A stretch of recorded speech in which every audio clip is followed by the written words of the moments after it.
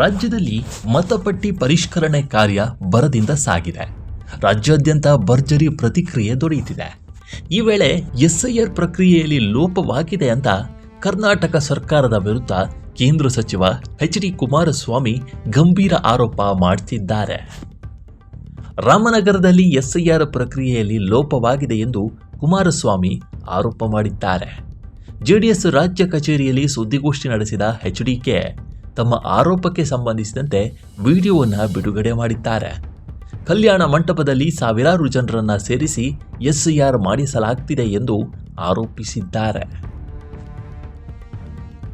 ನಿಯಮದಂತೆ ಬಿಎಲ್ಒಗಳು ಮನೆ ಮನೆಗೆ ಹೋಗಿ ಮತಪಟ್ಟಿ ಪರಿಷ್ಕರಣೆ ಅರ್ಜಿ ತುಂಬಬೇಕು. ಆದರೆ ರಾಮನಗರದಲ್ಲಿ ಸಿಎಂ ಪ್ರಭಾವ ಬಳಸಿ ಸಾವಿರಾರು ಜನರನ್ನು ಟಿಪ್ಪು ನಗರದ ಕಲ್ಯಾಣ ಮಂಟಪದಲ್ಲಿ ಕೂರಿಸಿ ಎಸ್ಐಆರ್ ಜಾತ್ರೆ ನಡೆಸ್ತಾ ಇದ್ದಾರೆ.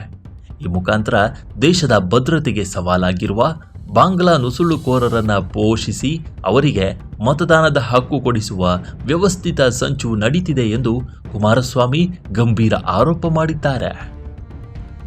ರಾಮನಗರ ಸೇರಿ ರಾಜ್ಯದ ಹಲವಾರು ಭಾಗಗಳಲ್ಲಿ ಕಾಂಗ್ರೆಸ್ ಸರ್ಕಾರ ಎಸ್ಐಆರ್ ಪ್ರಕ್ರಿಯೆಯನ್ನು ಸಂಪೂರ್ಣವಾಗಿ ಹಾಳು ಮಾಡಲು ಹೊರಟಿದೆ ಎಂದು ಕುಮಾರಸ್ವಾಮಿ ಆರೋಪಿಸಿದ್ದು, ಕರ್ತವ್ಯ ಲೋಪವೆಸಗಿದ ಅಧಿಕಾರಿಗಳನ್ನು ಮನೆಗೆ ಕಳುಹಿಸಿ ಎಂದು ಗುಡುಗಿದ್ದಾರೆ.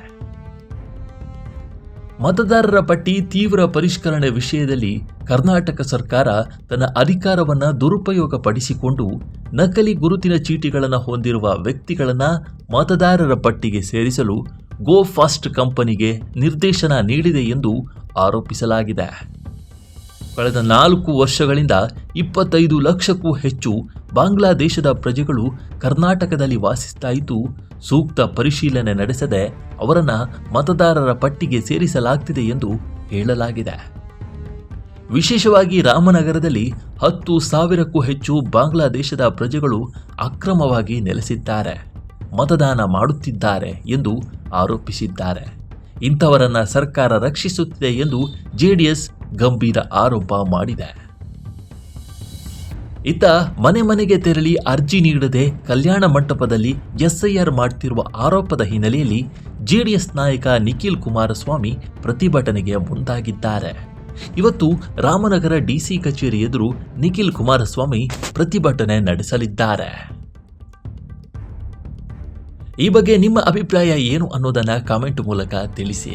ನಮ್ಮ ಈ ವಿಡಿಯೋ ಇಷ್ಟವಾಗಿದ್ರೆ ಲೈಕ್ ಮಾಡಿ, ಶೇರ್ ಮಾಡಿ ಮತ್ತು ನಮ್ಮ NCIB ಚಾನಲನ್ನು ಈ ಕೂಡಲೇ ಸಬ್ಸ್ಕ್ರೈಬ್ ಮಾಡಿ. ಮುಂದಿನ ವಿಡಿಯೋದಲ್ಲಿ ಸಿಗೋಣ. ನಮಸ್ಕಾರ.